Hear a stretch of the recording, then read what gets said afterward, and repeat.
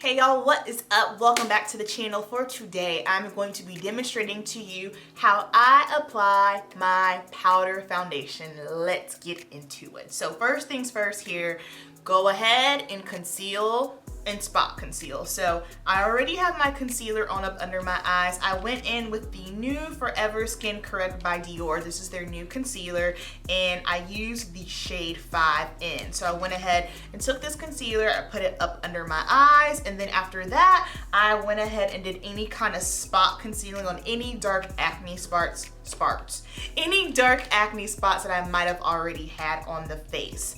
After we're done concealing and spot concealing, then we have to set up under the eyes. So I do not take the same powder that I use for my foundation up under the eyes, just simply because it is too heavy. Like me personally, I think it's too heavy up under the eyes. Of course, this is just me, my opinions, you do you, but for me, I like to set up under my eyes with the MAC Mineralized Skin Finish, all right?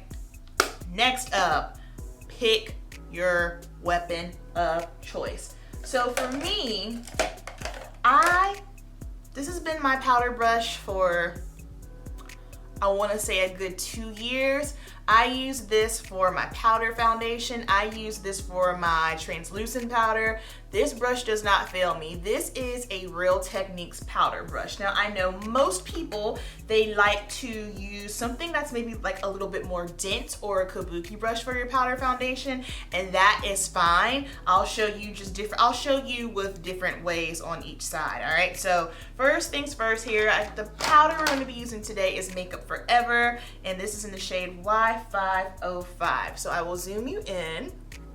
All right, so what I like to do is I'm going to give, a pretty generous swirl, tap off, and I always like to start in the center of my face and work my way out. So I like to do pressing motions here. I know a lot of people tend to do swirling, which is fine. If I'm using more so of a translucent powder, then I'll swirl and dust it across my face.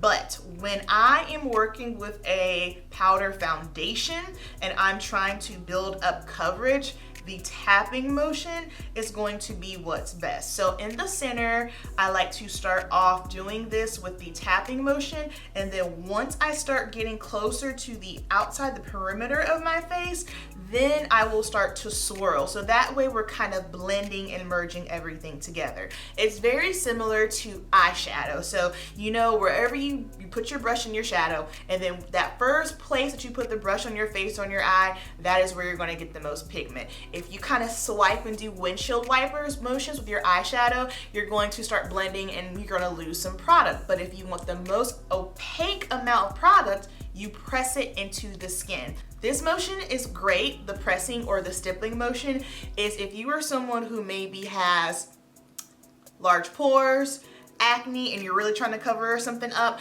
that is the best way to go. Now I will tell you who this technique is not going to be for. If you have dry skin, particularly if you have dry, flaky skin, any type of pressing over and over or swirling on the face, it's gonna buff the dry spots that you might have on your skin. And the powder foundation, well, if you're dry skin, I don't think it's a good idea to use powder foundation anyway. They do have some powder foundations where it's formulated so that it's not super matte, and that is okay. But still, as far as the application part of it, I wouldn't do any type of hardcore stippling, pressing, or over aggressive buffing. If you have dry skin and you're using powder, you want to do as lightly sweeping on the face as possible, because keep in mind, if there's any dry flakes and you're going over it, it is going to kick it up and it is going to make you look cakey. So I'm just going to finish up, and I do the same thing on my nose here and in the center of my face and around my lips. Then of course, there are some things that powder foundation just can't cover up. For instance, like sometimes if you have maybe darkness around your mouth, if you have darkness under your eyes, or you have any type of dark spot, go ahead and hit it up with some concealer first, and then you can go over it with your powder foundation. Then I just like to do light swirl on my forehead. Same thing, just a light swirl up under my chin. because if you're trying this with dry skin, basically you're kind of like exfoliating your face. All right, so this is the side with the powder foundation on, and then this is this is the side without it. Now on this side, I'm gonna go in with a little bit more of a dense brush, a little kabuki brush here.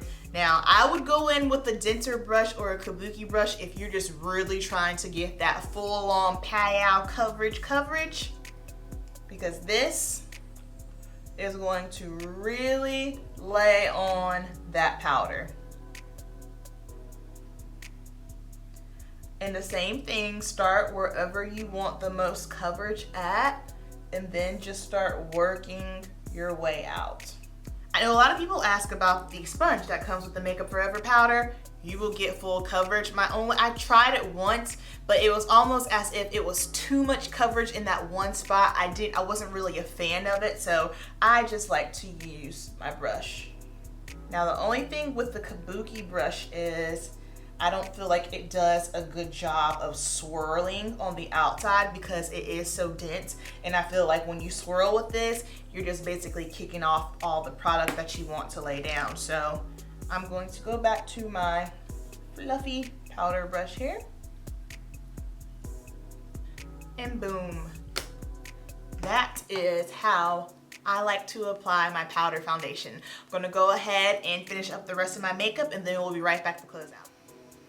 All right, lovelies, I am back with my finished makeup. So after we put on the Makeup Forever powder, I put on a little bit of blush. This is the Sasha Cosmetics blush in the shade Golden Glow.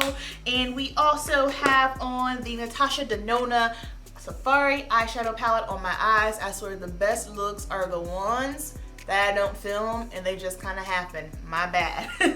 So that's going to wrap up today's video. Please keep in mind, do what works best for you. These are just my tips and tricks on how I like to apply my powder foundation. You guys know the deal. Keep it simple, and I will see you in the next video. Peace.